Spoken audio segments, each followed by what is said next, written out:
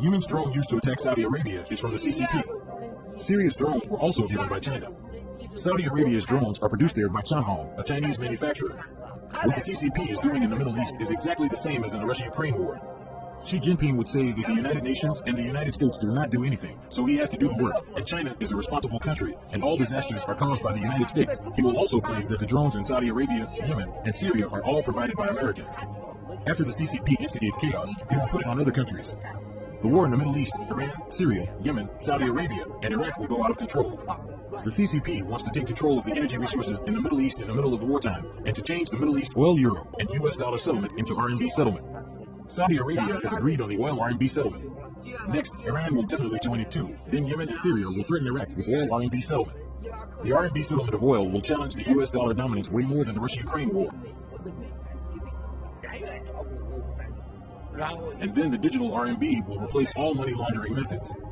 Russian money, oil from the Middle East, and oil from Angola will all be laundered into digital RMB, and the US dollar is over.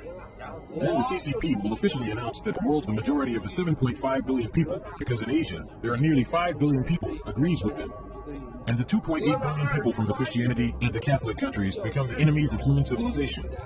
CCP will be elected by the world as the most responsible country. Then the CCP will reorganize the United Nations. CCP will have the ultimate power. If any country doesn't accept it, they won't be able to have oil or gas. Europe is finished. No one uses the US dollar. Everyone uses digital RMB, and the United States can no longer sanction you. Whoever was sanctioned by the United States in the past could go to the CCP. Weak countries would also listen to the CCP. All authoritarian countries would follow the CCP, including the European leaders. Whoever don't want their two-term presidential terms to end and want to continue to be president, CCP can help them too. Don't worry about US sanctions. This is the key issue. CCP's ambition towards Taiwan is for the chips and technology in order to bring down the US technology supply chain. If the US technology supply chain is broken, and Europe is defeated by the Middle East gas and oil, in the future, there will be a food crisis, a collapse of financial markets, and a collapse of social order. All supply chains will be broken. There would also be a large number of incidents that occur in the religious world. Going through a series of struggle and even self-denial, the religious world would disappear.